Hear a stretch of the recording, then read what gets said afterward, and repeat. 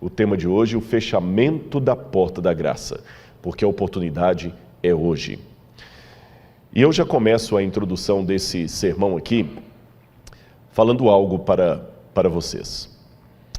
Eu recebi muitas mensagens de amigos, de colegas, acho que já pode tirar já o tema e voltar para mim aqui, de muitos amigos dizendo, preocupados, olha, você ontem no sermão foi bem duro.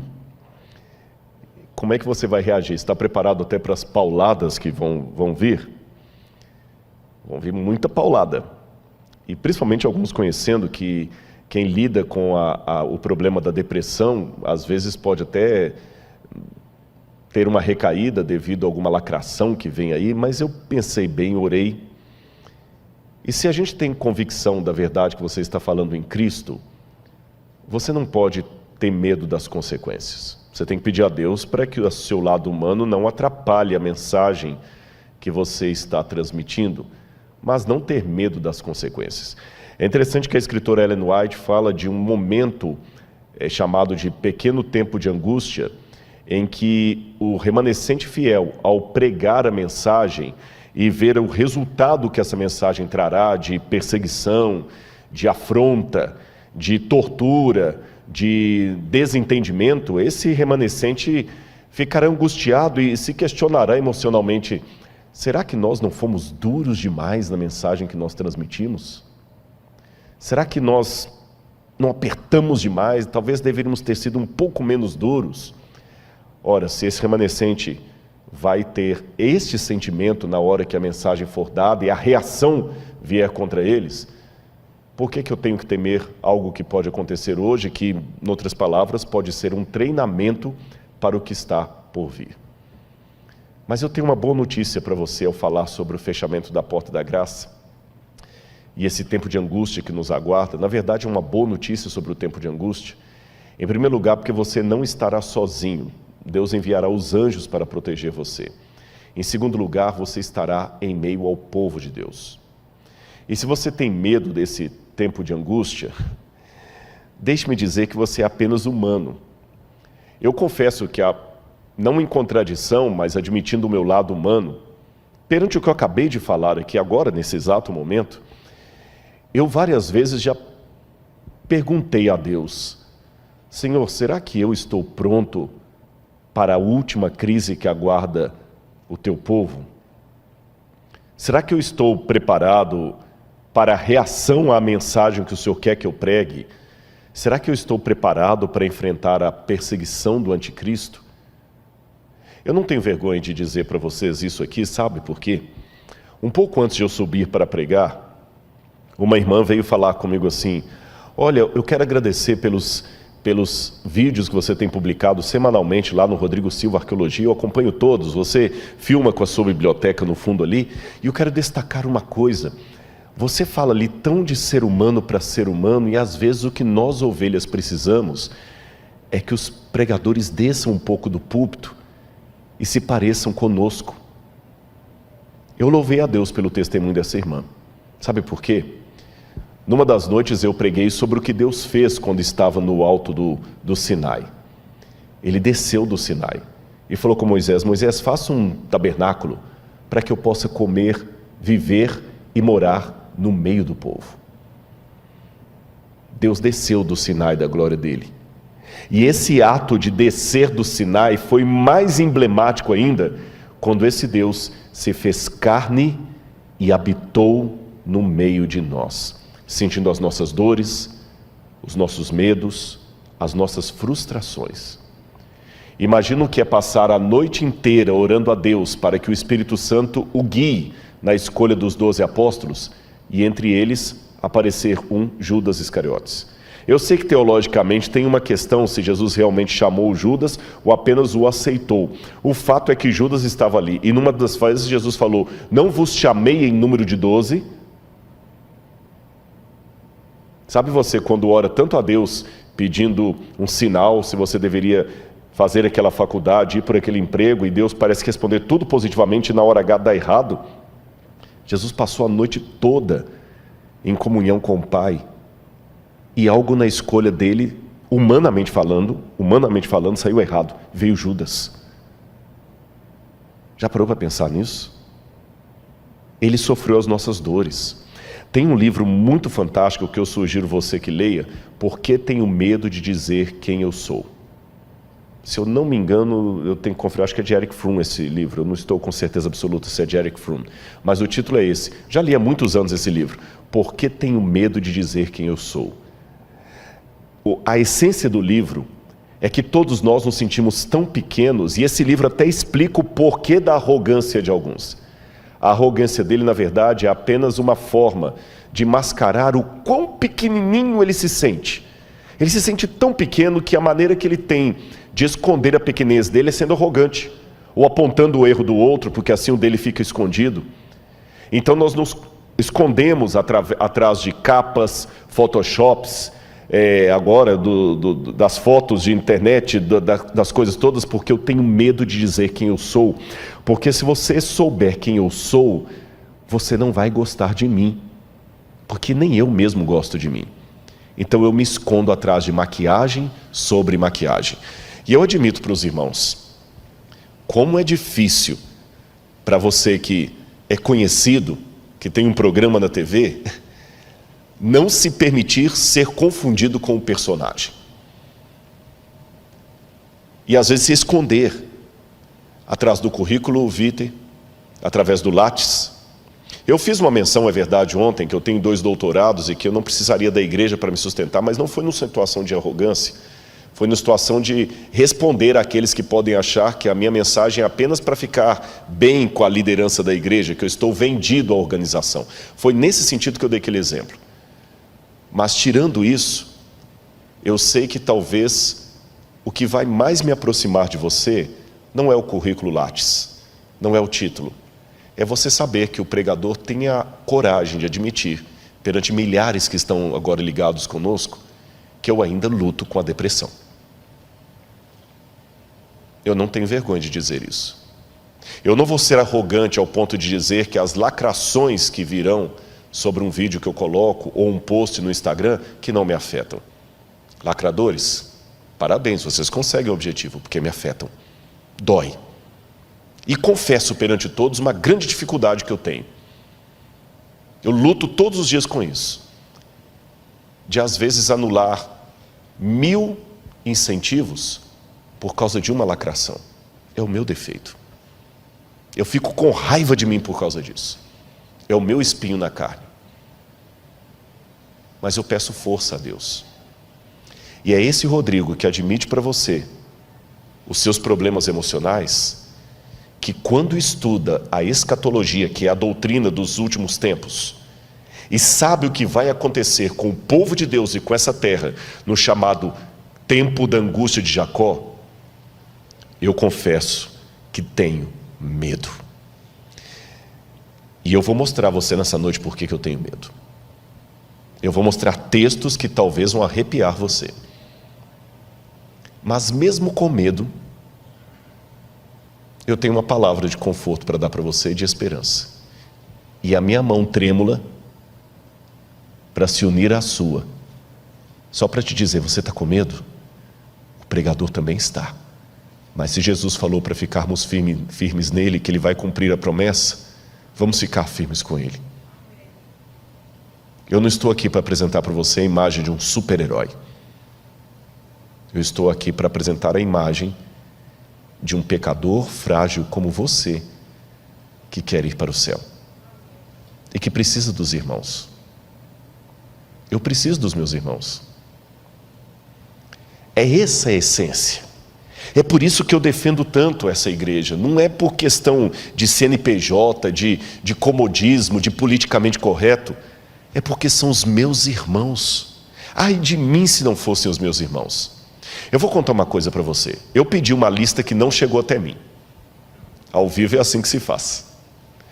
Eu pedi a lista de todo mundo do marketing que está agora arrancando os cabelos aí para que tudo saia perfeito para você. Não tem aqui nenhum profissional de televisão pago. São voluntários da igreja que vão se revezando para fazer o corte, Quando eu entrei, um até brincou, olha pastor, ela aqui vai fazer o corte de você, viu? Não vai ficar tremendo agora na hora de fazer o corte. Os que cantam, ainda que tenham uma voz bonita, trabalhada, não são cantores profissionais no sentido que estão cobrando cachê para estar aqui. Não. Os câmeras que estão agora me filmando não são câmeras da Record TV, da Rede Globo, ou dos melhores cineastas de Hollywood ou do Netflix. São irmãos que aprendem a operar a câmera e estão aqui. Uma vez eu dei um estudo bíblico para um homem que hoje já faleceu e que ele era ateu quando eu comecei a estudar a Bíblia com ele e se converteu a Jesus durante os estudos. Estava se preparando para batizar, mas morreu antes que isso pudesse se realizar. O seu nome, Peter Garsten. Se você colocar na internet, você vai descobrir quem é.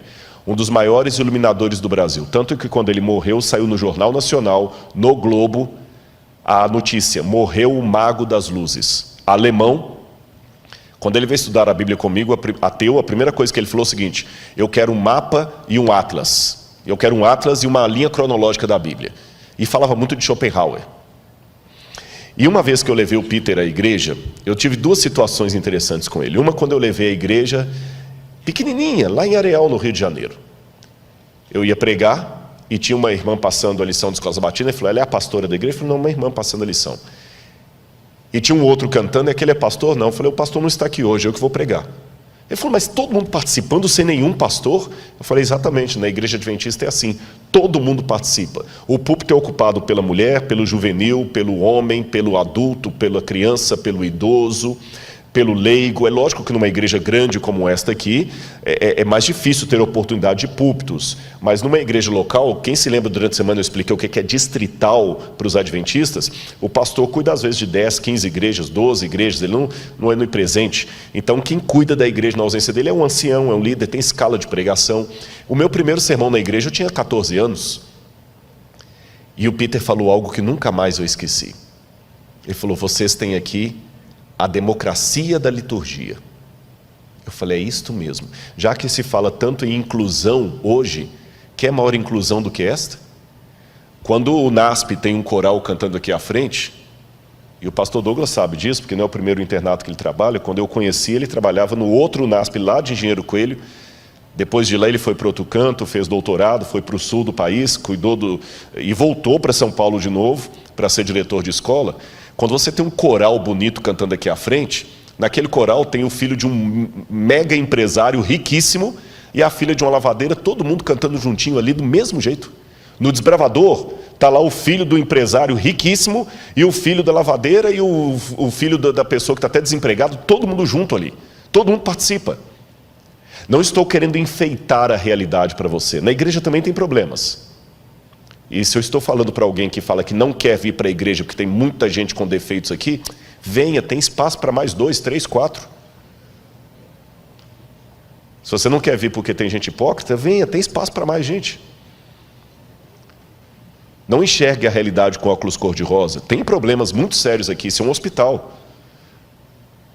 Mas esse hospital também tem cura. E se você está assistindo alguém hoje aqui, eu sou um produto da Igreja Adventista do Sétimo Dia. Não tenho nenhum parente adventista.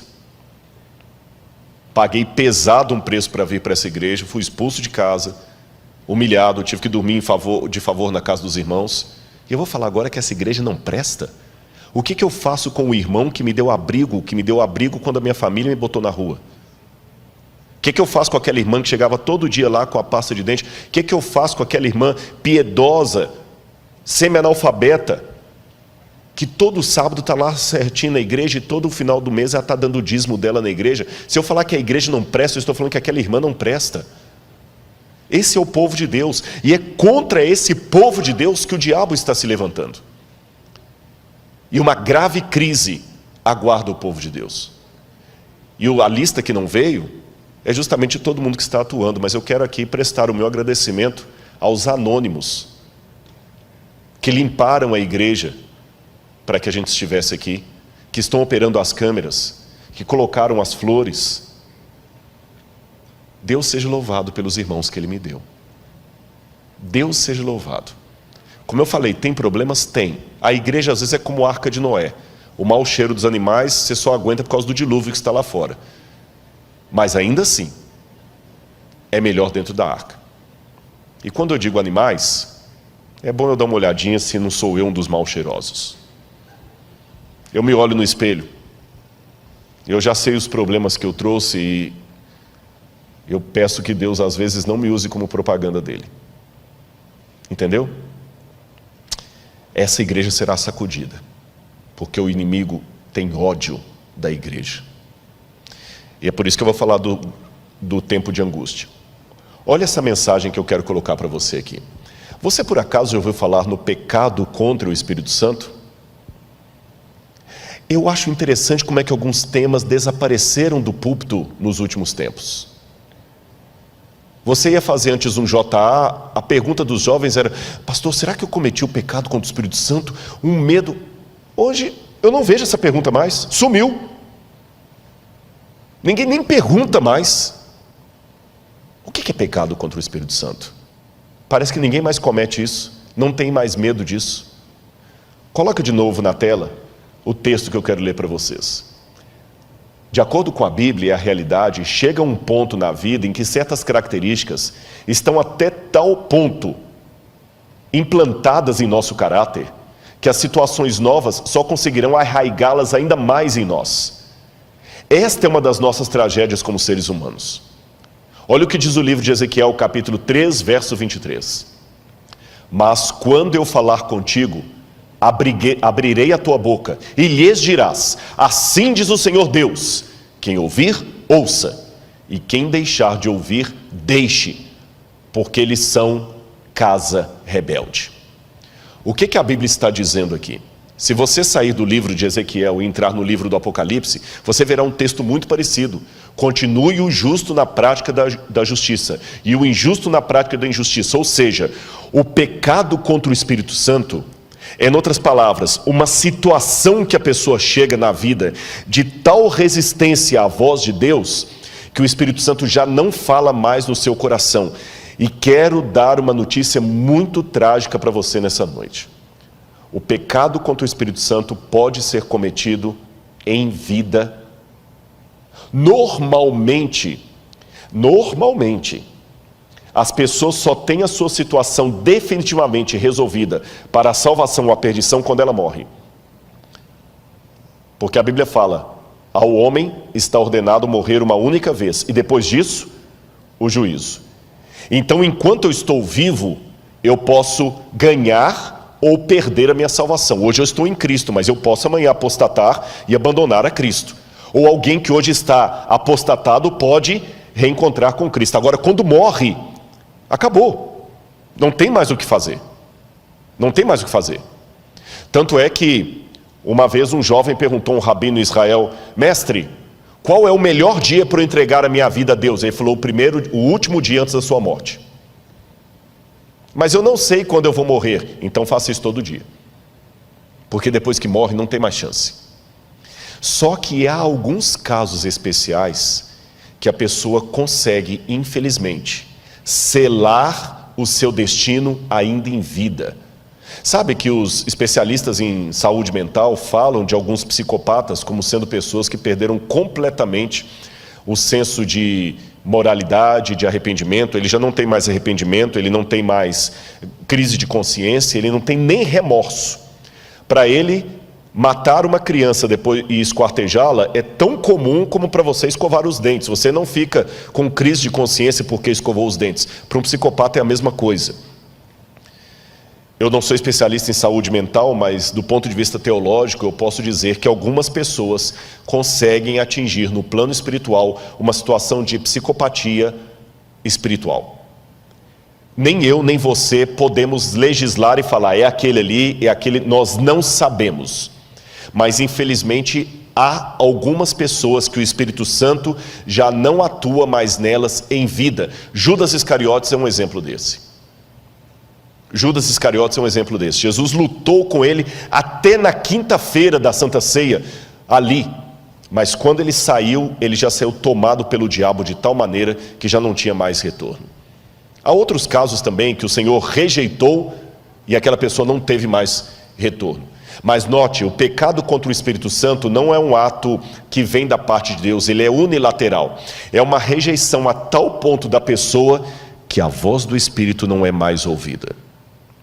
Agora, o que o livro do Ezequiel e o livro do Apocalipse me diz é que chegará uma época na terra em que a rejeição, o pecado contra o Espírito Santo será de maneira tão globalizante que as pessoas já estarão com o seu destino selado em vida. Aquilo que hoje acontece de maneira esporádica na vida de um Judas, na vida de um Saul, acontecerá depois do fechamento da porta da graça de maneira coletiva. A humanidade, com exceção do remanescente fiel, estará completamente entregue a Satanás. Eles já não terão mais arrependimento dos seus atos. Serão como psicopatas espirituais. Aquele poder do Espírito Santo que ainda refreia os meus gostos, a minha vontade, não atuará mais. E eu vou descrever nessa noite como é que isso pode acontecer a partir da Bíblia e de alguns autores fora da Bíblia. Vamos ver aqui um texto que fala desse tempo de angústia. É possível rejeitar definitivamente a oferta de Cristo porque somos incapazes de aceitá-la. Um dia faremos isto, está com um erro ali. É possível rejeitar definitivamente a oferta de Cristo porque somos capazes, tá certo, de rejeitá-la. Um dia faremos isto, espero que não nós, de modo definitivo.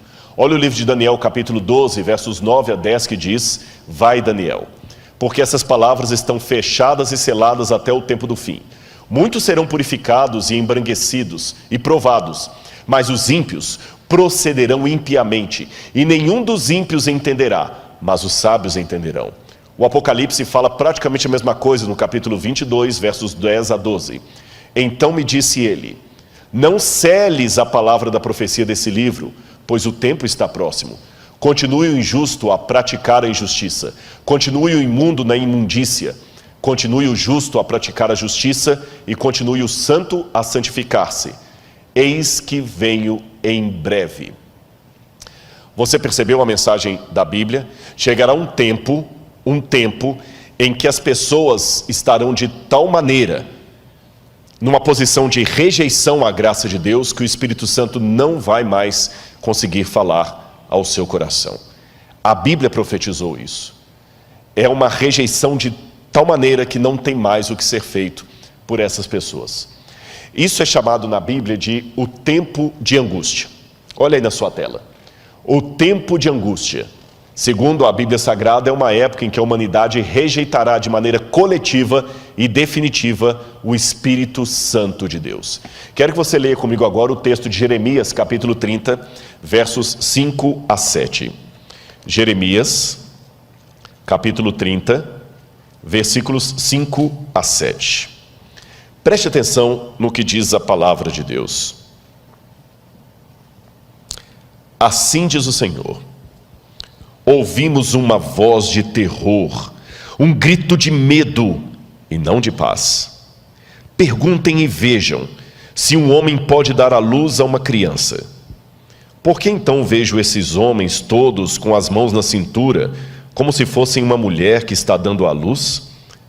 Por que se tornaram pálidos todos os rostos? Ah, que grande é aquele dia, e não há outro semelhante. É o tempo de angústia para Jacó, mas ele será salvo dela. É interessante que essa imagem, primeiro no hebraico aqui é um pouco dúbio, quando fala assim diz o Senhor, ouvimos um grito de terror, dá a entender o Senhor falando, ou ele, o profeta, ou o profeta e outros. Pessoas gritando, homens pelas ruas, como se fossem mulheres parindo, num parto bem complicado.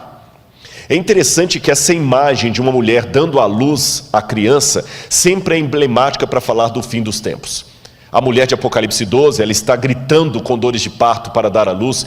Quando Jesus fala, quando vides acontecer essas coisas, são o princípio das dores, das contrações, dores de parto. E o profeta diz, é o tempo de angústia de Jacó, mas ele será livre dela. Então note que é uma angústia que abala todo mundo. abala as pessoas que estão contra Deus e abala também aqueles que estão do lado de Deus. É uma angústia para os dois lados. A única diferença é que os ímpios não serão salvos da sua angústia, mas os remanescentes, fiéis, o resto da descendência da mulher, estes serão livrados dela. Vamos voltar para a tela para continuar a nossa leitura. A primeira coisa que nós temos que perguntar é: que tipo de religião nós temos com Deus? De submissão ou de luta?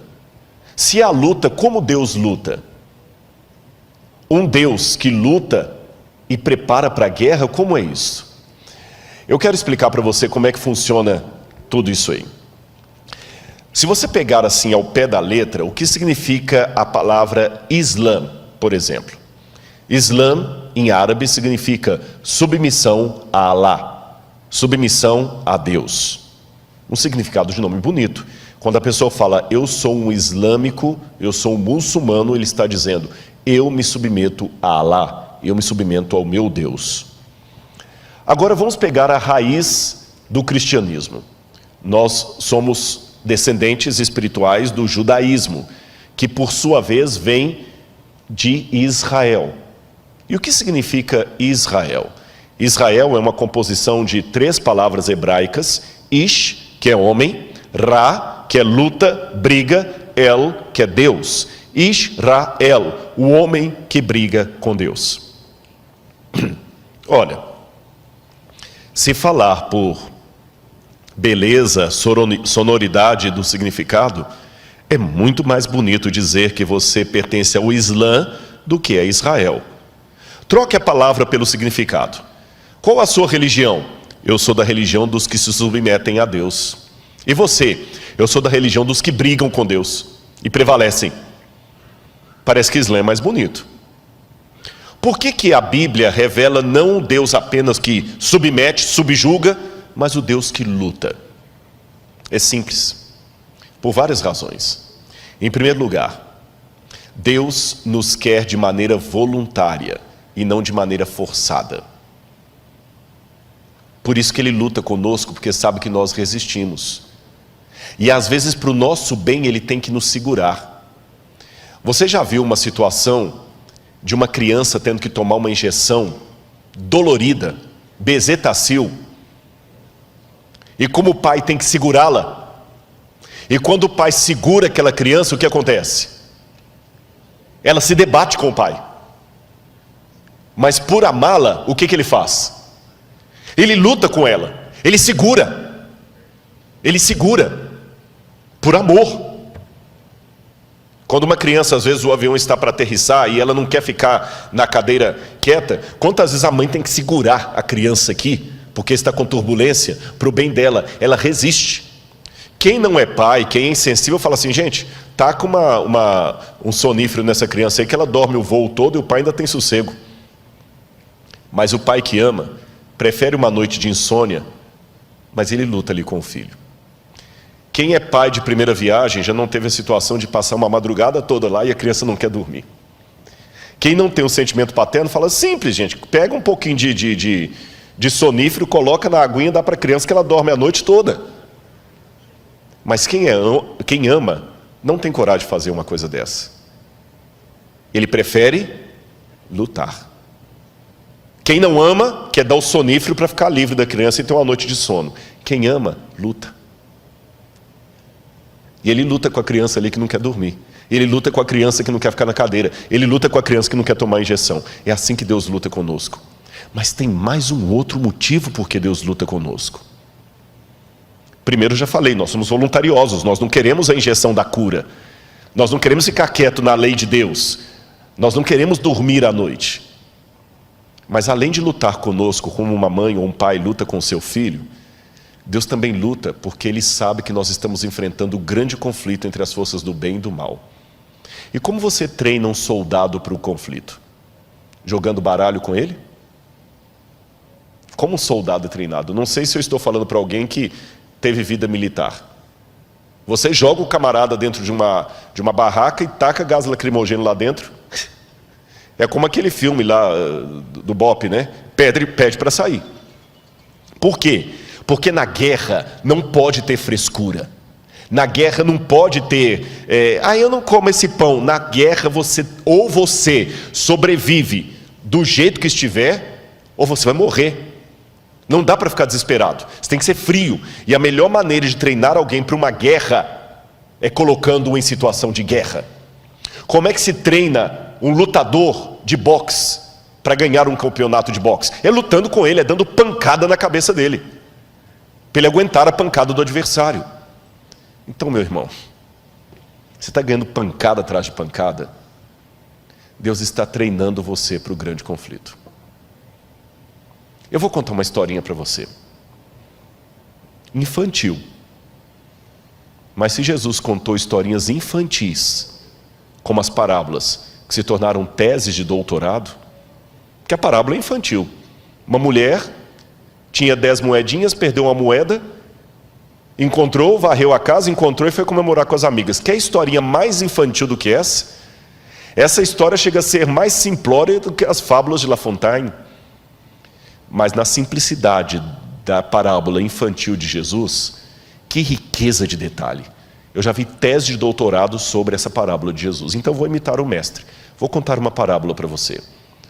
Uma vez, havia um grupo de árvores, todas muito bem colocadas ali, árvores frutíferas, e o passarinho veio, bicou alguns frutos e saiu com o biquinho sujo de semente. E quando o passarinho voou com o biquinho sujo de semente, algumas sementes caíram perto das árvores irmãs, ali onde tinha água, lugar gostoso, terra fofinha, cheia de adubo. Mas ele voou, e outra semente caiu longe, num lugar ermo, bem distante daquele arvoredo. Só que as duas sementes vingaram. Uma cresceu perto das árvores irmãs, cheia de cuidado, e a outra lá no meio do deserto, quase assim, lugar ermo. A daqui cresceu toda frondosa, bonitinha, tinha água fácil, porque o lençol freático era quase na superfície. A outra tinha que esticando a raiz dela na terra para conseguir umas gotículas d'água.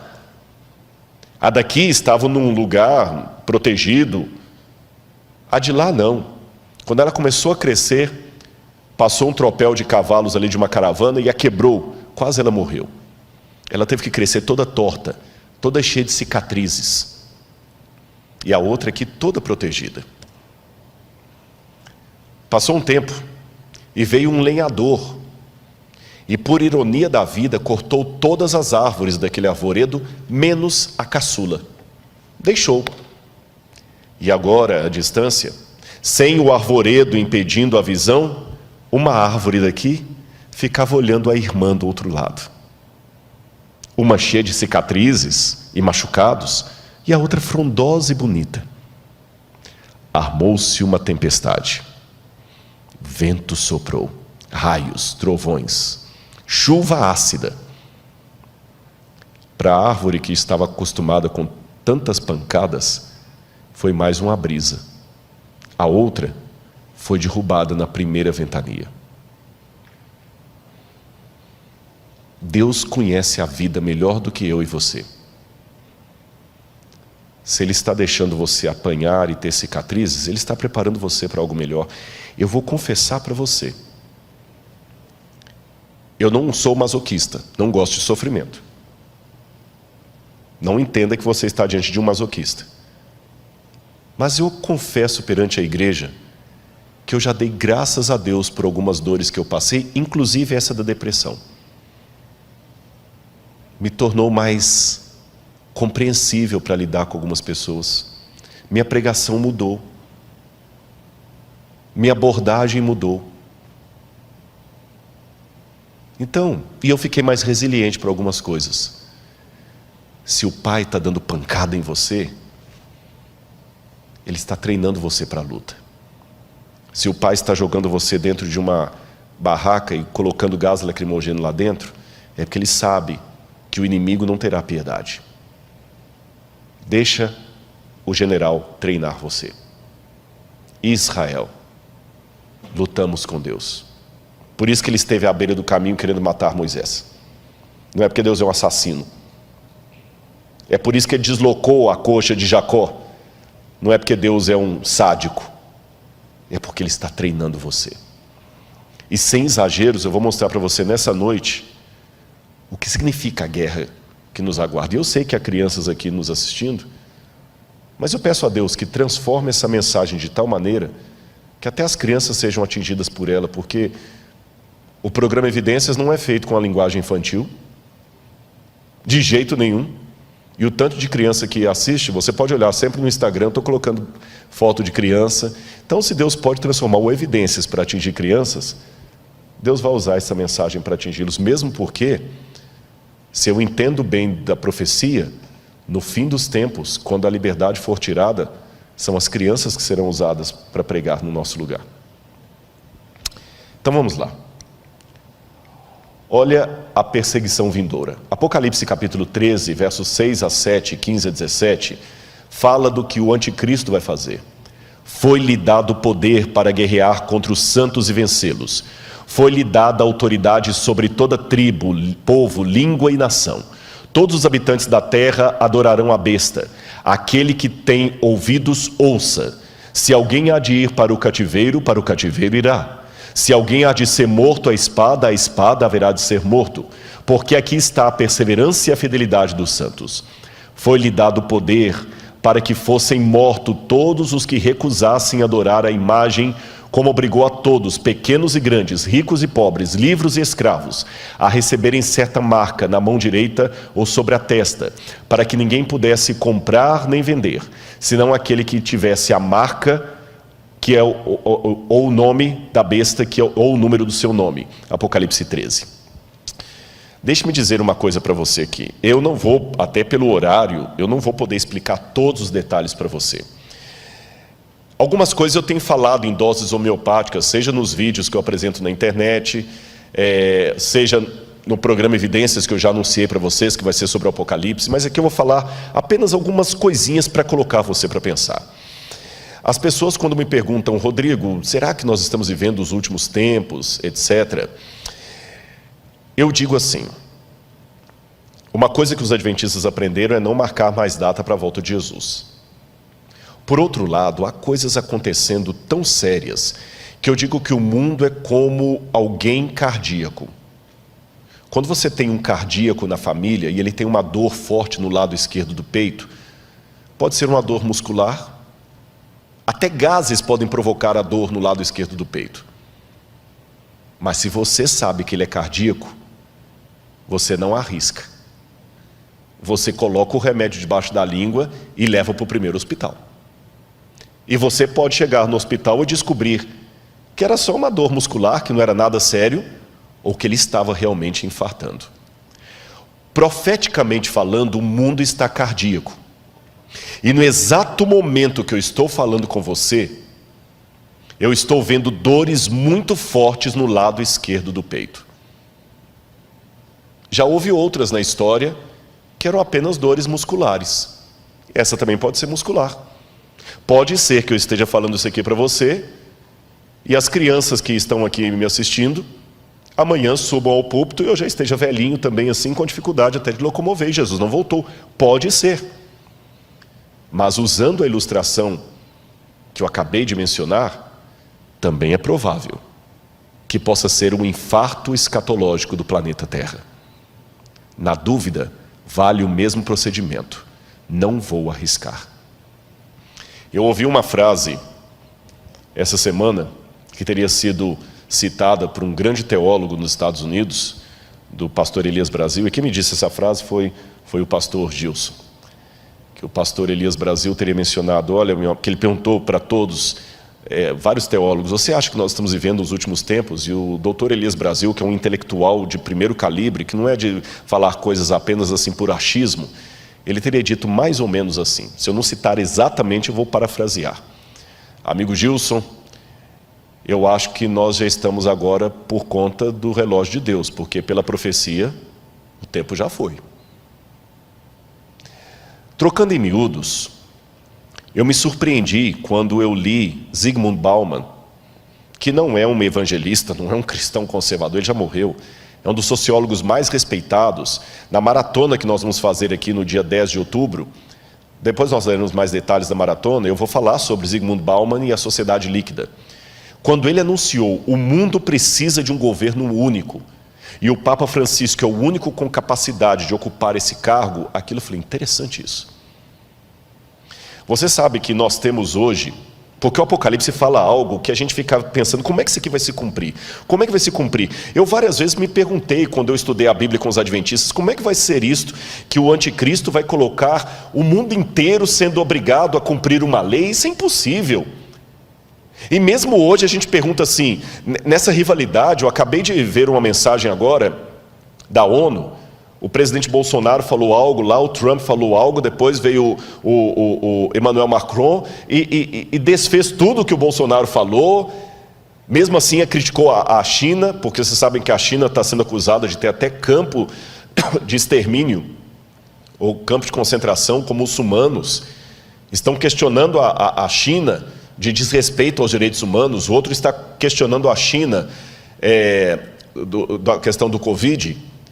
Aí o Irã está de relações cortadas com os Estados Unidos. Eu estive no Irã no ano passado e achei interessante que em Teherã eu não podia usar cartão de crédito, porque não tinha. Ele não trabalha com cartão de crédito internacional. Eu cheguei em Teherã, se eu não tivesse um pouco de dinheiro no bolso, eu ia ter problema no hotel. Não aceita cartão de crédito por causa do embargo americano. E eu pensava, Senhor, como é que vai unir o Irã com os Estados Unidos, com China, com França, todos assim, opostos? Como é que no Brasil vão unir pessoas de direita e de esquerda, são tão antagônicos? Mas eu estava observando os sinais dos tempos. Como é que isso aqui que eu acabei de ler para vocês, de Apocalipse 13, vai se cumprir? Aí eu comecei a ler, li vários autores, Yuval Harari, que eu li a trilogia, 3 livros dele pelo menos, não sei se ele escreveu outros.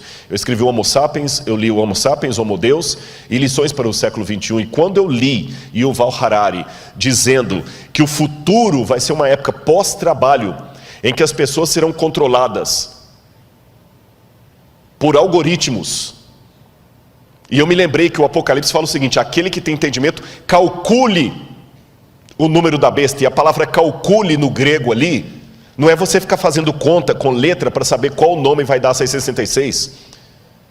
Se é o nome de Hitler, se é o nome do Papa, se é o nome de Ellen White, se é o nome de Saddam Hussein. Aquele calcule é contabilize. Contabilize o que ela faz. E por que é um número da besta? E eu noto que ali tem algo muito sério relacionado à lei de Deus. Sabe por quê? No Antigo Testamento, Deus deu uma ordem para o povo de Israel. Você colocará a lei do Senhor na tua mão e como frontal entre os olhos.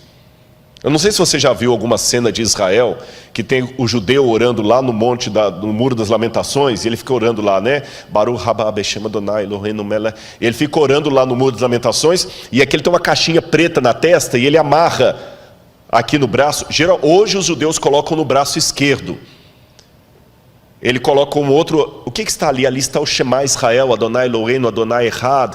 Ouve, ó Israel, o Senhor teu Deus é único, a lei do Deuteronômio, os mandamentos de Deus, para ele sempre se lembrar com a sua ação e com a sua mente que Deus é único e que tem os mandamentos de Deus. E quando eu leio o Apocalipse, me chama a atenção que o Apocalipse é a paródia de Satanás. Você tem o cordeiro degolado sentado no trono de Deus. Você tem o dragão com a cabeça degolada e curado, porque o cordeiro está degolado, mas está vivo. O dragão também está degolado, mas está vivo. E o cordeiro senta no trono de Deus Pai, e a besta senta no trono que o dragão lhe dá.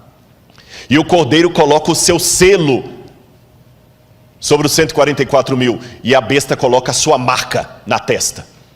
E o cordeiro coloca a marca na testa. E a paródia da besta é justamente o quê? O contrário do tefilim dos judeus. Se era a lei de Deus que tinha que estar no frontal e na mão, e ali a besta coloca um sinal na frente e na mão, eu não preciso entender isso como literal, como sendo um chip que vai estar aqui debaixo da pele. Eu preciso entender como diz o Apocalipse. É uma analogia do oposto da lei de Deus, ou seja, vai ser colocada uma lei que vai me impedir socialmente de guardar os mandamentos de Deus. Por isso que em Apocalipse 12 fala, aqui está a perseverança dos santos, os que guardam os mandamentos de Deus e têm a fé em Jesus. E quando esse dia chegar, o mundo inteiro vai se unir. Mas eu ainda volto à minha pergunta: como, Rodrigo? Você acabou de admitir aí, Irã não vai juntar. Aí o Val Harari começa a me dar uma parte da resposta. O mundo todo vai ser controlado por questão de algoritmos. O mundo vai ser controlado por algoritmos. Nós não temos dinheiro hoje para manter o mundo inteiro, não tem emprego para todo mundo. Leiam Lições para o século XXI. Aí eu vou para Zygmunt Bauman e ele chama a atenção que nós precisamos de um governo único. E quando eu vou nos intelectuais do Vale do Silício, que são hoje os grandes mentores da riqueza mundial, eu vou falar sobre isso em algum momento, a riqueza mundial hoje está na mão de poucas famílias. Eles falam: precisamos de um governo único. Pela primeira vez na história. E um governo mais único do que na época do Império Romano, da Babilônia. Hoje, nós temos algumas forças que são como crianças brincando em casa com faca, instrumento cortante e nenhum adulto para tomar conta delas. Quais são essas crianças? Internet. Quem controla a internet? Quem é o dono da internet? Não adianta falar que é a Google, nem o YouTube. A internet é maior do que o Google. A internet é maior do que o YouTube. E tem um documentário da Netflix, agora eu assisti até a metade. Não consegui assistir o resto por falta de tempo. Eu vou ver nas prestações. Dilema das redes. Assista esse documentário. Como é que eles estão controlando hoje a sua vontade, a vontade pelo algoritmo. Mas a internet ainda é maior do que isso. Quem controla a internet? Eu posso na internet hoje colocar de uma piada sem graça a... Basta ser um hacker. Eu posso derrubar a bolsa de valores na internet. Tem muita gente que tem medo do terrorismo virtual. Quem controla a internet? Não adianta. Eu até estava conversando com o pessoal da mídia, que eles falam de alguns que entram para derrubar canais. Eu falei: mas por que não entra na justiça? Ele falou: não adianta, porque cada canal está num país diferente, qual legislação que vai seguir? Não existe uma legislação mundial para controlar a internet. E ela é muito perigosa para não ficar na mão de ninguém. Segundo, quem controla bolsas de valores? Quem controla? Hoje é tudo na base da especulação. Teve o problema na China, o Brasil agora está com 800 bilhões de déficit por causa da China. Quem controla a bolsa de valores? Está tudo ligado. Se cair a bolsa de valores de Hong Kong, você nunca foi a Hong Kong e você pode perder o seu emprego aqui por causa disso. A montadora vai fechar porque caiu uma bolsa de valores onde você nem existia. Bolsa de valores é especulação. E quem controla uma criança tão perigosa como essa? Terceiro, tráfico de drogas e de armas. Lavagem de dinheiro. Qual a legislação internacional? Aí o camarada, como aquele italiano que estava no Brasil, que agora foi extraditado, vai para um outro país e fica lá exilado. Quem controla? Quarto, crise ecológica. Essa briga, se a Amazônia do Brasil nacionalizar a Amazônia do mundo. O Emmanuel Macron falou que a Amazônia é do mundo. Não quero aqui entrar em polêmica de nacionalismo nem de política, mas o exemplo da Amazônia é claro. Se nós não cuidarmos da Amazônia, o mundo inteiro paga. Se a China continuar com a emissão de ar, com a emissão de poluentes e os Estados Unidos, nós vamos pagar. Você está percebendo? Internet, bolsa de valores. O NASP, pastor Douglas sabe disso, é um administrador. Vocês podem passar um problema financeiro sério aqui que não tem nada a ver com a sua administração, nem do tesoureiro, só porque caiu a bolsa de valores lá fora e veio em cadeia. Quem controla essas crianças soltas dentro de casa? Quem controla? Então não é pastor Luiz Gonçalves que está dizendo isso, meu irmão. Não é o pregador do Apocalipse, é o povo de fora. Precisamos de um governo único. Só que ninguém tem moral para ter esse governo único. E quando alguém fala: Rodrigo, tudo bem, mas eles não vão aceitar unir. Aí eu vejo duas coisas acontecendo. Em primeiro lugar, como é que eu falo isso aqui agora? Se Deus manda, eu falo. Houve várias vezes que os 4 anjos de Apocalipse capítulo 7 estavam para soltar os ventos. E Deus mandou reter, porque o povo dele não estava preparado. Vocês sabem disso. Eu tenho a ligeira impressão, não estou afirmando, ligeira impressão, que os ventos estavam para ser soltos esse ano. O que nós teríamos no início do ano, que eu estava a ponto de ver o que ia acontecer para unir o globo num governo único? O Papa Francisco estava reunindo líderes do mundo inteiro para propor uma nova agenda, que cobrisse a questão ecológica, a questão da economia, a questão da família, e todo mundo estava para mandar representantes no mês de março. E coladinho nisto, fazendo parte do mesmo projeto, o 5G. Que quem entende de internet sabe melhor do que eu o que significaria o 5G no mundo. O 5G vai ser mais do que o advento da internet. O mundo seria outro. E na hora que essas duas coisas estavam para transformar o mundo, Covid. Parou tudo. Estou perguntando, não estou afirmando. Estou pensando com os meus botões. Será que Deus falou assim: eu vou permitir esse vírus para parar o mundo, porque o povo de Deus ainda está dormindo demais? E nós ainda estamos parados aqui esperando? Eu fiz teologia. E fui professor de alguns pastores que estão aqui. Mas eu falava com eles em sala de aula que por melhor que a gente tentasse prepará-los, eu nunca ia conseguir preparar você para expulsar um demônio, para dar uma notícia de morte. E eu odeio isso. É um osso do ofício. Eu não quero ficar orando por pessoas que estão doentes, não é porque eu não me simpatizo por elas, é justamente por me simpatizar com elas que eu não gostaria que ninguém mais estivesse doendo, sofrendo, vocês entenderam? Não é com prazer que eu atendo uma oração. Rodrigo, você pode orar para minha mãe, ela recebeu o diagnóstico, agora está com Covid, está entubada. Não é com prazer que eu faço aquela oração. Há orações que eu faço com prazer, há orações que eu faço por necessidade. Essa é de necessidade. Eu não quero mais orar por ninguém no hospital. Eu não quero mais ter que apelar para alguém voltar para o povo de Deus. E até quando Deus vai reter os 4 ventos? E Deus, na sua sabedoria, fez 2 coisas, na minha humilde opinião.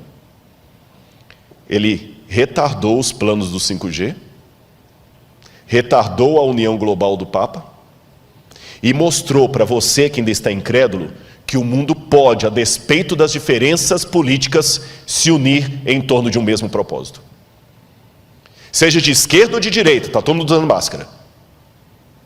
Seja a França ou o Irã, está usando máscara. Seja Israel ou a Arábia Saudita, estão usando máscara. O Covid parou o mundo. Parou o mundo. Um decreto mundial pode parar o mundo. É isso que o Apocalipse falou que vai acontecer. Eles estão pedindo um governo, agora fala-se localização, não é mais globalização. Como eu disse, eu posso estar equivocado, e daqui a 30 anos alguém usar esse sermão e falar: o Rodrigo Silva, 30 anos atrás, achando que Jesus ia estar perto de voltar. Mas pode ser que eu não esteja equivocado. Volto à ilustração do homem infartado, com dores no peito. Na dúvida, se eu tenho alguém que tem problema cardíaco, eu levo para o hospital. E eu tenho certeza que qualquer médico vai falar: nota 10, é isso mesmo. Leve para o primeiro, deixe o médico diagnosticar. Você não brinque.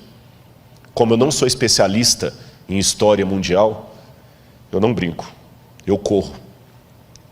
Mesmo porque a volta de Jesus para mim não deve ser só uma doutrina, tem que ser um desejo.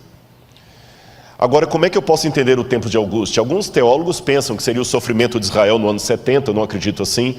Outros pensam que seria os sofrimentos da igreja ao longo das eras. Outros pensam que seria uma metáfora que nunca se tornará histórica, os idealistas.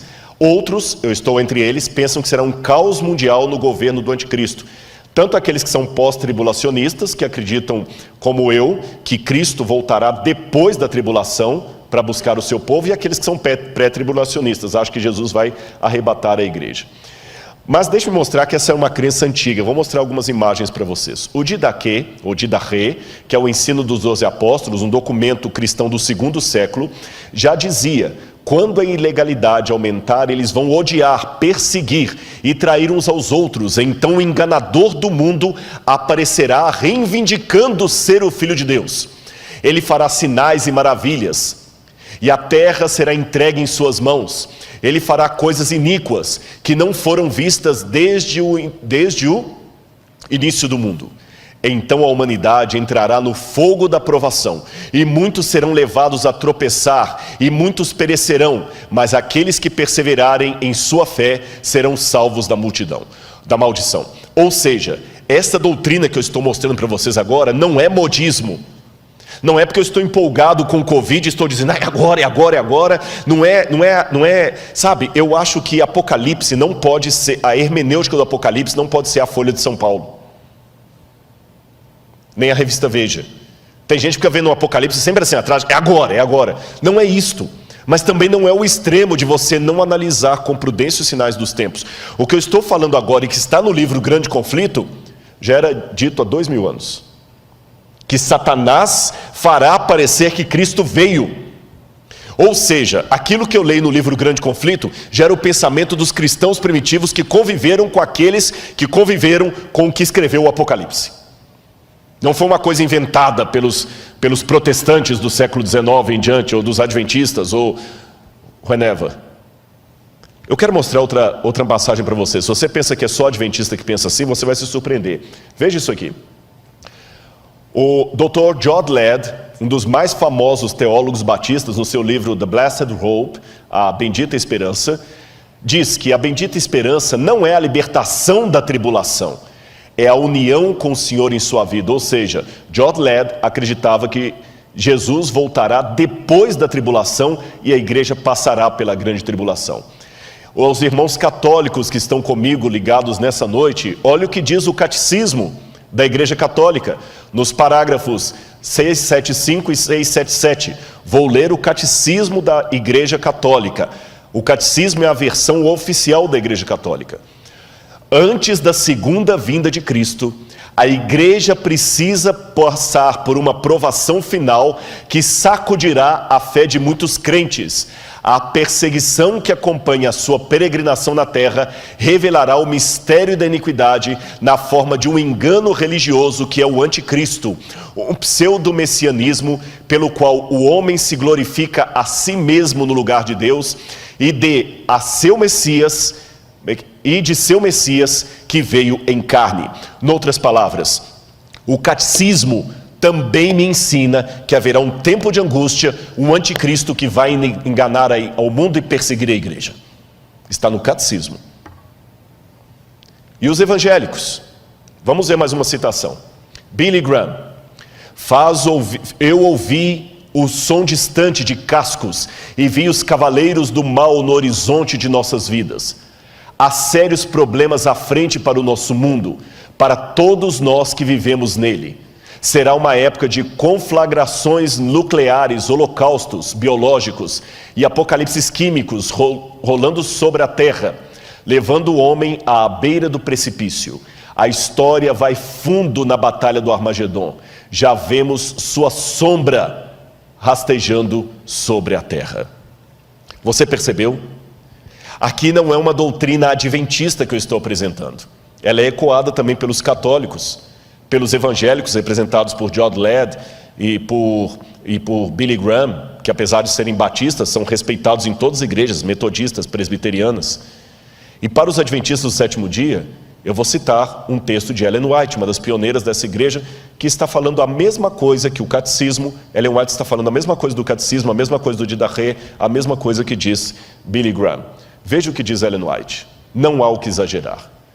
O tempo de angústia como nunca houve está prestes a manifestar-se sobre nós e necessitamos de uma experiência que agora não possuímos e que muitos são demasiado indolentes para obter. Dá-se muitas vezes o caso de supor maior angústia do que em realidade o é. Isto não se dá, porém, em relação à crise diante de nós. A mais vívida descrição não poderá atingir a grandeza daquela Prova. Naquele tempo de provações, toda alma deverá por si mesma estar em pé perante Deus. O que Ellen White está falando aqui? Não há o que exagerar. Tudo que você vai descrever, você pode exagerar. Mas não tem como exagerar o grande conflito. O tempo de angústia vai ser tão terrível que ela diz, por pior que eu pinte o quadro, será pior ainda. Entendeu por que eu admiti que eu tenho medo? Entendeu por que eu admiti que em alguns momentos eu falo, Senhor, eu não sei se eu vou aguentar? Eu estou sendo franco com os irmãos. Se Deus resolver que eu fique entre aqueles que terão o privilégio de ver Jesus voltando, Senhor, que Ele me proteja. Porque vai ser o pior tempo da história. E você entendeu por que nós não podemos brincar? Irmãos, eu quero passar mais rápido aqui, porque meu tempo está acabando, mas esse assunto é tão importante, e ele não pode ser negligenciado, e eu tenho certeza, há uma promessa, que quando o livro do Apocalipse for aberto e estudado, haverá um revivamento no meio do povo de Deus. Por isso que eu me preocupo com algumas interpretações que estão tendo do Apocalipse por aí. Uma vez alguém falou, o que você acha das interpretações de fulano de tal? Eu falei, só vou colocar uma coisa. Luiz Gonçalves prega o Apocalipse, e pessoas se batizam na igreja. Fulano de tal prega o Apocalipse e a igreja se divide. Onde é que eu estou vendo o fruto do Espírito? Eu não estou aqui querendo fazer jogo de comadre, mas chama minha atenção que essa igreja aqui está batendo o recorde durante a pandemia de visualizações na internet. Eu desconheço outro pregador, outro púlpito que está com a média de 80, 100 mil visualizações toda semana. Não estou fazendo jogo de comadre. Eu não preciso disso. Mas como eu sou franco para fazer a crítica, eu tenho que ser franco para fazer a defesa. Curioso que você tem pregado aqui, pastor Gilson, só temas de Apocalipse. Eu sei que o pastor Gilson tem o bom dom de pregar. Eu sei que ele é um homem dedicado a Deus e já foi pastor de grandes igrejas. Mas permita-me aqui, pastor, sem nenhuma invalidação, eu não acho que é a sua experiência pastoral que está dando esses números, nem o seu talento. É o Espírito Santo correspondendo à promessa que Deus fez. Prega Apocalipse. Eu falo muito de arqueologia, mas a arqueologia não deve ser o foco da minha mensagem. Tem que ser Cristo. E mesmo Cristo tem que explicar.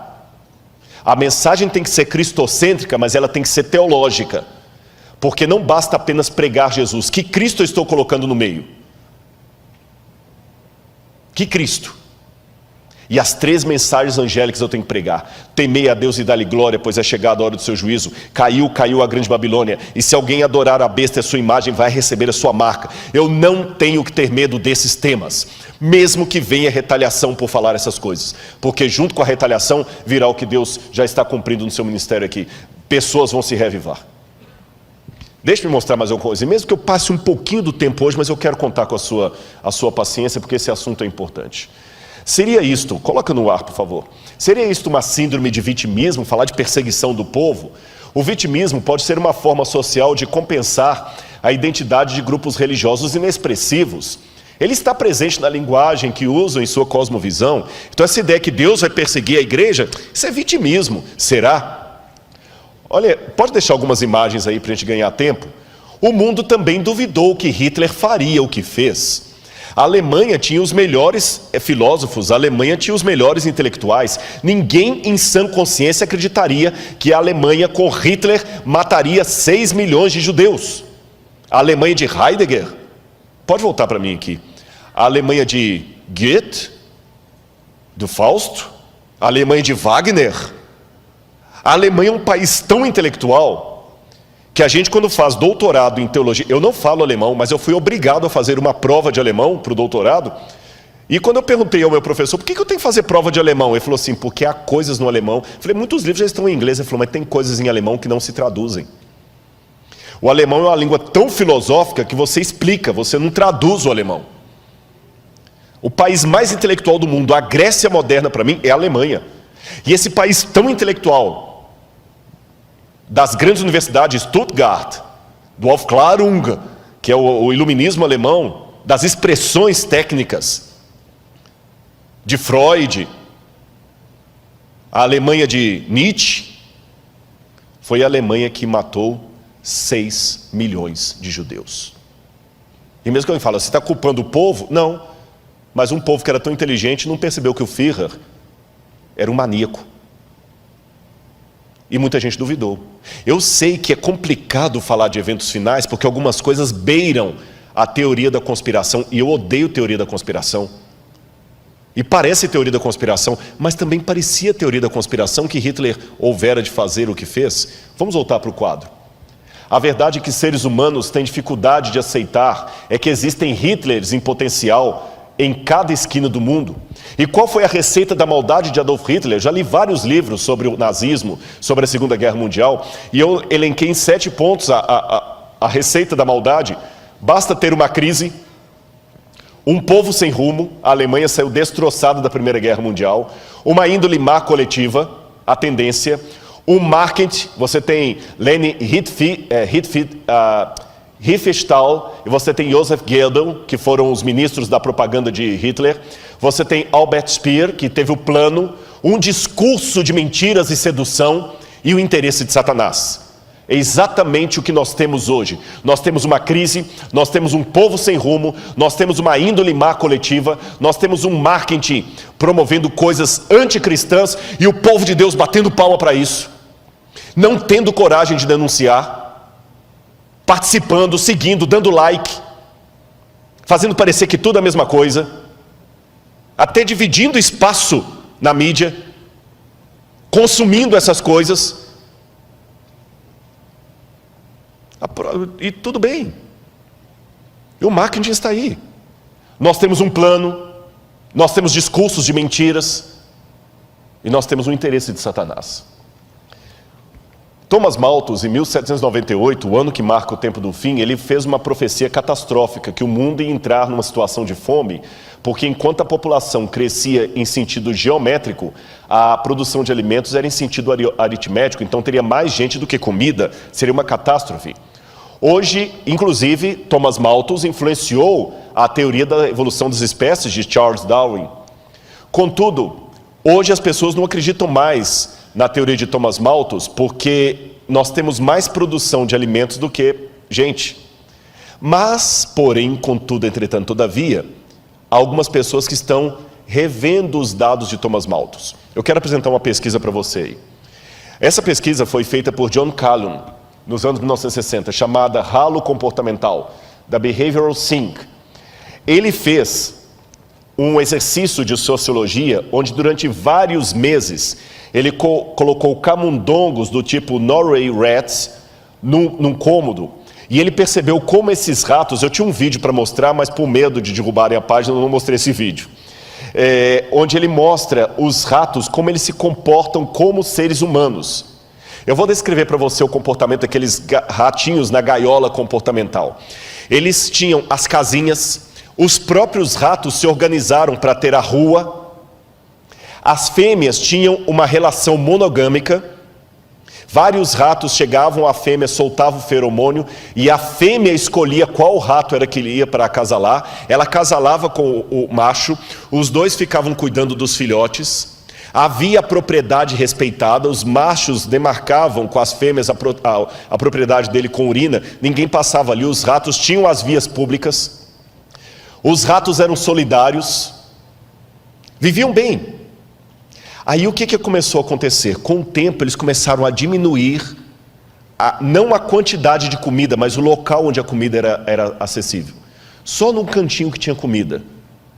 E passou para os ratos a impressão que a comida estava ficando escassa. Meus irmãos, John Calhoun começou a perceber paulatinamente a mudança de comportamento progressiva dos ratos. Como é que eles foram ficando mais agressivos uns com os outros, mais agressivos. A ponto que os ratos agora já não começavam mais a respeitar as vias públicas, começavam a invadir propriedade privada. Agora as fêmeas não eram mais respeitadas na época em que ela estava no cio. 4, 5 ratos atacavam uma mesma fêmea fora do cio, copulavam com ela, vários ratos, e depois a matavam. A violência começou a estar ali, e alguns ratos começaram a se organizar em verdadeiras gangues. E começaram a matar uns aos outros, e começou a diminuir a população, porque os ratos iam ficando cada vez mais agressivos e mudando o comportamento deles. E começaram a fazer coletivos de ratos, que começaram a morar agora em lugares tipo um apartamento, e os ratos dominantes ficavam no topo, e obrigavam os outros ratos a irem levar comida para eles, e batiam nos outros ratos, e começavam a descer em gangues. Olha a descrição da pesquisa de John Callum nos últimos dias. Ele começou a registrar que entre os machos havia 4 tipos de personalidade que começavam a ficar cada vez mais acentuadas. Haviam os machos dominantes, também chamados de bonitos, altamente agressivos. Havia machos homossexuais, insinuavam-se a membros do mesmo sexo, ou fêmeas estéreis, que eram atacadas pelos dominantes. E antes que alguém ache que é homofobia o que eu estou falando, não é homofobia não, meu amigo, eu só estou repetindo o dado de uma pesquisa científica que foi apresentada. Não havia esse comportamento antes da crise. Agora começavam machos se insinuando sexualmente para machos. Tá certo? Não estou falando agora que o homossexual é uma distorção, que é uma doença, não estou falando nisso, eu estou apenas descrevendo o que aconteceu. Está ali nos dados. Pega o artigo científico. Eu coloquei até a foto do artigo científico, é só isso que eu estou falando. E não havia esse comportamento antes. E essa situação de machos se insinuarem para machos começou a ficar cada vez mais comum. A situação de machos agredindo fêmeas e até matando-a começou a ficar mais comum. É isso que eu estou acentuando. Outro detalhe, vamos voltar para a tela. Havia os passivos que começavam a mover como zumbis entre a população, completamente apáticos. Havia os sondadores, hiperativos, hipersensuais, bissexuais e canibais. E as interações sociais dos ratos tornaram-se cada vez mais de curta duração. Os instintos de cortejo sexual e parentesco desapareceram. E quando John Callum, que não era um evangelista, não era um teólogo, não era um pastor, ele terminou de fazer essa pesquisa, a primeira pergunta que todos fizeram é: será que o que aconteceu no laboratório com os ratos pode acontecer com a humanidade se a previsão malthusiana de Thomas Malthus vier à tona? Será que nós vamos ficar assim? Será que isto poderia acontecer conosco? Callum continuou seus estudos por muitos anos. No entanto, a publicação de 62 colocou o conceito em domínio público, e assim ele tomou espaço na cultura popular como uma analogia do comportamento humano. Ele acabou se aposentando do Instituto Nacional de Saúde Mental em 1984, mas continuou a trabalhar em suas pesquisas até sua morte em 1995. E hoje nós vivemos o que é chamado de neo-malthusiano. Por quê? O mundo hoje está passando, pode colocar em mim aqui, uma situação muito análoga à daqueles ratos. Nós ainda temos quantidade de comida em grande escala, mas como na experiência, elas estão concentradas em poucos pontos do planeta. E o resultado, olha aí na sua tela. A cada 4 segundos, uma pessoa morre no mundo por fome. A cada 4 segundos. Mais de 1 bilhão de pessoas, 18% da população mundial, não tem acesso à quantidade mínima de água para o consumo. Entre 100 pessoas, uma estaria morrendo de fome, 15 estariam desnutridas e 21 com excesso de peso, segundo uma pesquisa feita por Fritz Erickson, da Ferris State University. Enquanto isso, no chamado mundo de Deus, novos estudos observam que, apesar dos progressos das últimas décadas, cerca de 800 milhões de pessoas não têm simplesmente o que comer. No total, seriam necessários 267 bilhões de dólares por ano para acabar com a fome no mundo, por vários anos.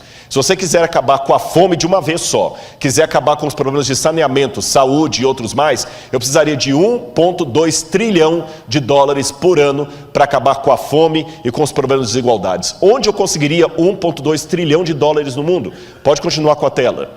Onde nós conseguiríamos tanto dinheiro? Talvez aqui esteja o ralo social humano. Segundo dados da ONU, o tráfico de drogas, não o seu combate, o tráfico de drogas movimenta 300 bilhões por ano.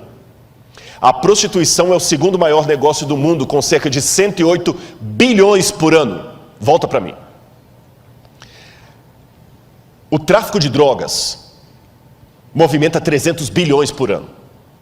Você pode falar, tá, mas eu não participo do tráfico de drogas. Você não participa do tráfico de drogas, mas fica enaltecendo aquele jogador que é usuário costumado de drogas e não vê problema em que seu filho consuma os discos, ou o youtuber que é usuário de drogas e fica defendendo liberação da maconha.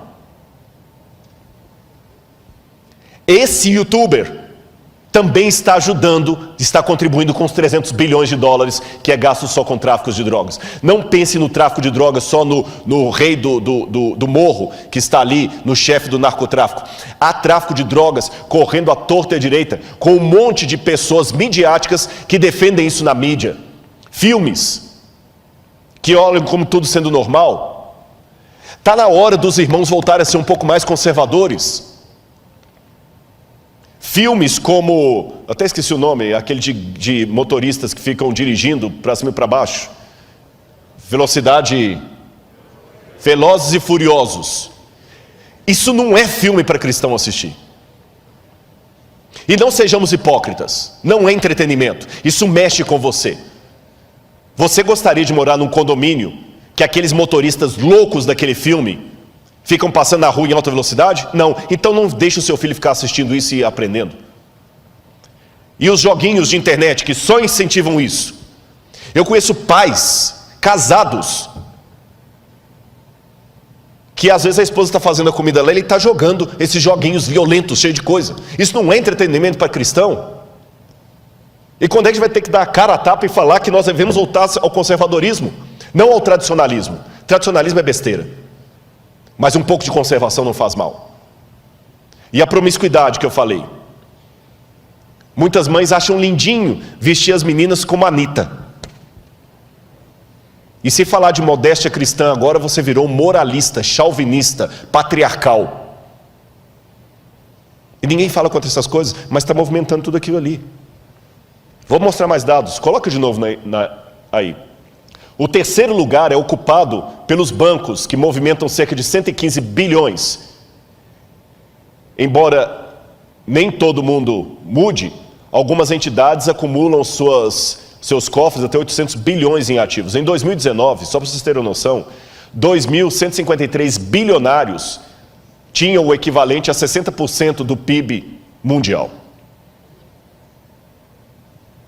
Em quarto lugar, você tem jogos de azar. Somente a Espanha gasta 35 bilhões por ano. E tem a indústria do cinema que alimenta tudo isso. E tem a indústria do entretenimento que alimenta tudo isso. E alguém vai falar, tá, e as religiões também?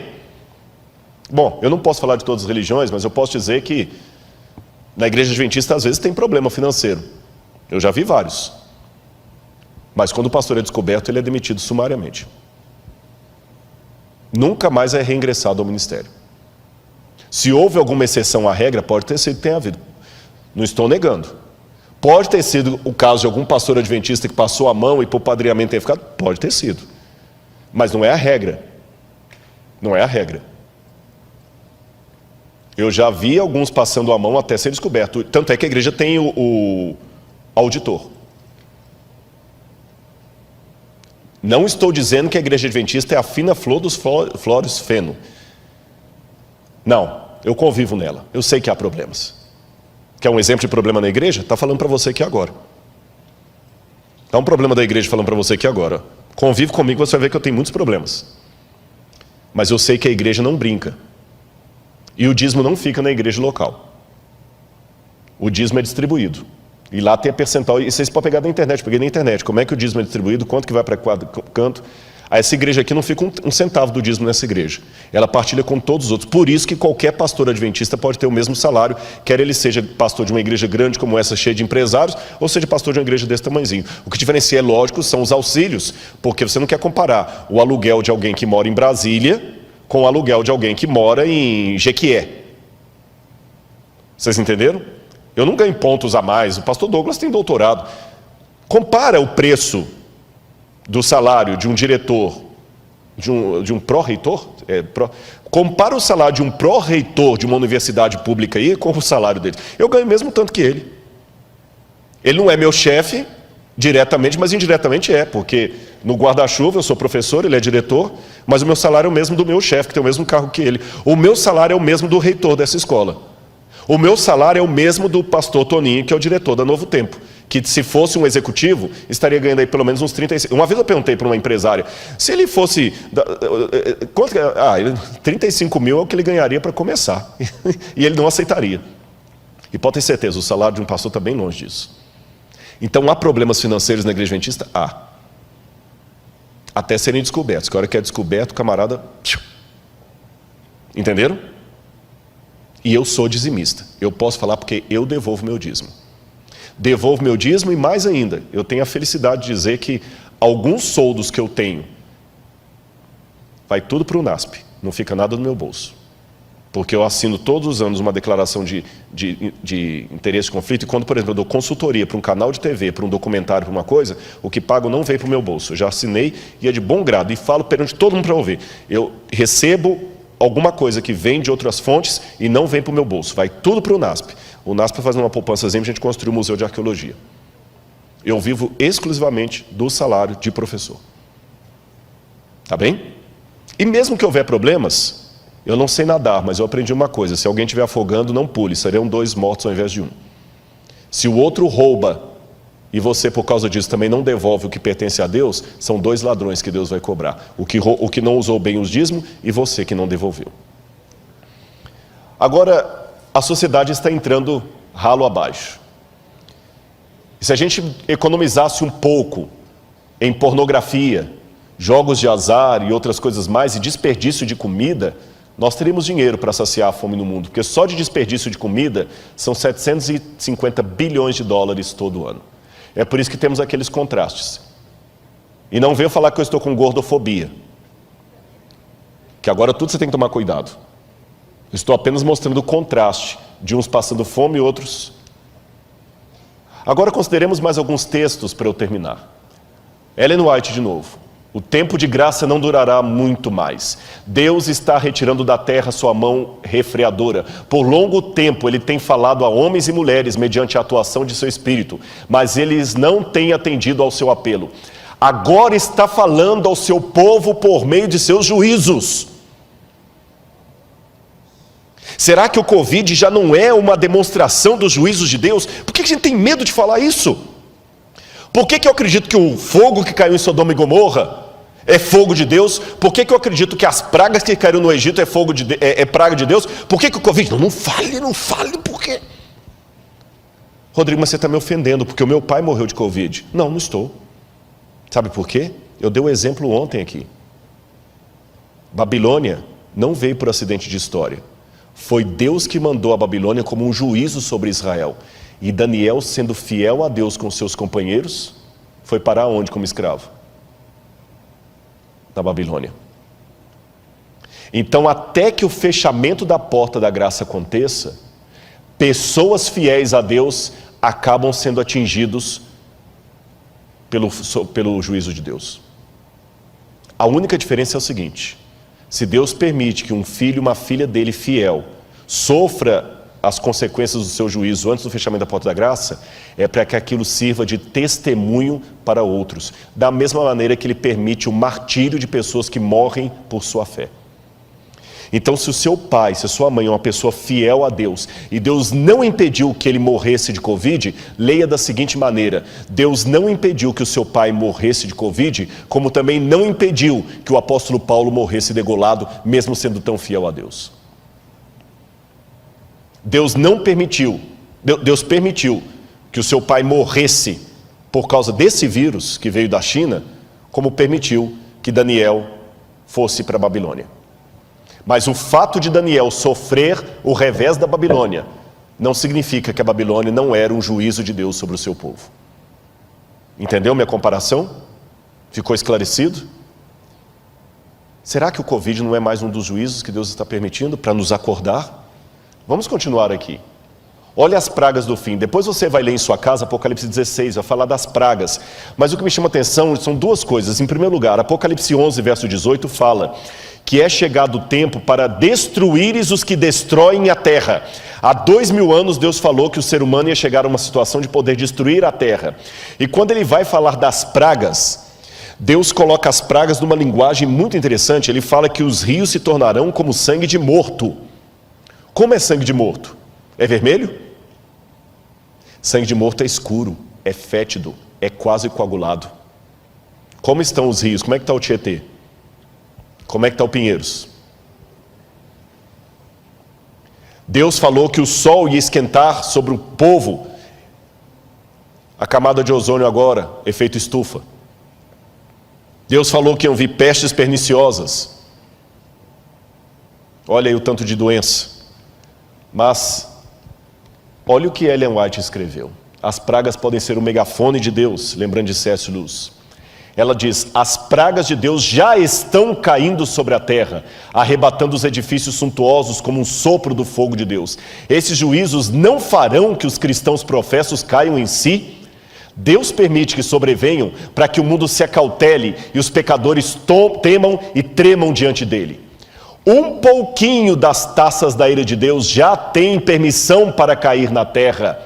E o mar é afetado e os elementos da atmosfera. As causas dessas condições incomuns estão sendo investigadas, mas inutilmente. Deus não tem impedido que os poderes das trevas levem avante sua nefanda obra de poluir o ar, uma das fontes da vida e nutrição com miasma fatal. Não somente é afetada a vida vegetal, mas o homem sofre de epidemias. Estas coisas são o resultado de gotas das taças da ira de Deus que estão, presente do indicativo ativo, sendo borrifadas sobre a terra e constituem apenas débeis representações do que ocorrerá no futuro. Interessante que Ellen White escreveu isso em 1891, mas o primeiro livro para falar sobre poluição no mundo só foi publicado na década de 1930 por Rachel Carson, chamado Silent Spring, Primavera Silenciosa. Somente em 1930 foi publicado o primeiro livro do mundo falando de poluição. E Rachel Carson foi ridicularizada pelos cientistas da época. Só que 70 anos antes de Rachel Carson, Ellen White usava pela primeira vez a palavra poluição na natureza. Deixe-me esclarecer uma coisa aqui sobre as pragas. Preste atenção. As pragas de Apocalipse 16 possuem uma assinatura que só Deus pode dar. Mas elas não retiram a coautoria do diabo e do homem, porque as pragas saem do santuário. Apocalipse 16 está dividido em duas partes. A primeira, segunda, terceira e quarta praga são sofrimentos durante o tempo de angústia. A quinta, a sexta e a sétima envolvem os livramentos do povo de Deus. Também gostaria de esclarecer que essas pragas, pelo menos as primeiras delas, são literais ou pelo menos são da mesma natureza histórica das pragas do Egito. E essas pragas cairão sem mistura de misericórdia depois que a porta da graça se fechar. Mas antes que a porta da graça se feche, Deus já está permitindo que algumas gotas dessas pragas caiam ainda mescladas de misericórdia, para ver se eu e você nos acordamos. E todo mundo pergunta, até quando vamos usar máscara? E eu pergunto, até quando vamos ser teimosos no pecado para ficar nesse mundo? E como Satanás prepara o terreno? De muitas maneiras. Alienação, cria alienação, glutonaria, intemperança, que as pessoas não conseguem raciocinar direito, síndromes psíquicas, excesso de informação e pouco conhecimento, síndrome do pensamento acelerado, que falou Augusto Cury, causas, distúrbio psíquico, excesso de informações, paranoia do consumo da estética, consumismo excessivo, incentiva o consumismo, não comemos para nos alimentar, não nos vestimos para nos cobrir, temos mais do que precisamos e ainda assim estamos famintos, sedentos, ignorantes. Geração rebelde sem causa. Cria uma geração que torna os pais, líderes e mais velhos reféns dos caprichos de uma juventude que não está mais acostumada com frustrações. O medo de ofender não deve ofuscar o dever de falar a verdade. Cria um Jesus apaixonado. Músicas gospel que estão transformando Jesus num adolescente apaixonado. Jesus vive fazendo declarações de amor e implorando a nossa aceitação. Ele não demanda nada, pelo contrário, ele promete tudo se aceitarmos o seu pedido de namoro. Jesus agora é um bobo apaixonado, não mais um Deus querendo nos salvar. Visões unilaterais de Cristo. Não basta dizer coisas bonitinhas sobre Jesus, precisamos acentuar quem ele era, o que ele ensinou. Usam tons agressivos apenas com a tradição da igreja, mas macio com o secularismo, que também é um erro. Vivemos numa troca da ética pela estética. Jesus curou pessoas e perdoou pecados, mas ele também pegou o chicote e mostrou a sua ira no templo. Ficar mostrando só o Jesus bonzinho sem o Jesus do chicote não adianta. Sabe, uma igreja às vezes que torna pessoas muito apáticas, legalistas ou apenas emocionalistas. Crise externa, crise interna. Para a sabedoria humana, tudo isto agora parece impossível, mas ao ser retirado dos homens o Espírito de Deus, o qual tem o poder de reprimi-los, e ao ficarem eles sob o governo de Satanás, que odeia os preceitos divinos, hão de acontecer coisas estranhas. Quando o tremor e o amor de Deus são removidos, o coração pode se tornar muito cruel. E eu termino apenas colocando para vocês um pensamento aqui de Sigmund Freud, o pai da psicanálise. Freud dizia o seguinte, que o ser humano só é diferente por causa das convenções sociais. Freud dizia, derrube as necessidades de sobrevivência e sexo e afeto, nem sempre afeto é sexo, e o ser humano se tornará completamente um animal, porque a única coisa que nós temos de nosso é o eros e o thanatos, necessidade de afeto e sobrevivência. Trocando em miúdos, o que Freud quis dizer? Quando você vê uma pessoa toda elegante comendo como um lord inglês, é porque tem comida suficiente para todos. Por isso que ele come bem, mas o outro esfomeado come de qualquer jeito. Mas o Freud dizia que se você tiver apenas um prato de comida para os dois e eles estão famintos, tanto o lord inglês como o sem-teto vão comer desesperadamente como cachorro. Freud dizia, você só não ataca o outro para pegar o prato de comida dele porque tem comida para os dois. Mas se não tiver comida para os dois, quem tiver maior força, leva. Então, segundo Freud, quando nós estivermos em situação de caos, todos nos tornaremos animais irracionais. Porém, um ex-discípulo de Freud, chamado Viktor Frankl, que foi prisioneiro de Dachau e de Auschwitz por ser judeu, quando ele sobreviveu ao campo de concentração nazista, Viktor Frankl fundou a terceira escola de psicanálise de Viena, e ele discordou de Freud. Ele disse, o que Freud teorizou sentado nas poltronas de veludo vitorianas, eu vi na prática, porque no campo de concentração tiraram de nós o respeito, tiraram de nós a comida, a proteção, tiraram tudo. E quando tiraram toda a dignidade humana que estavam em nós, alguns companheiros judeus cumpriram exatamente o que a teoria de Freud sinalizou, se tornaram animais. Porque eu vi judeus se prostituindo porque estavam excitados uns com os outros. Eu vi um judeu se prostituindo para ganhar um pouco mais de sopa no café da manhã. Eu vi um judeu matando o outro para roubar as botas dele. Realmente se tornaram animais. Por outro lado, eu vi heroísmo de onde não se esperava.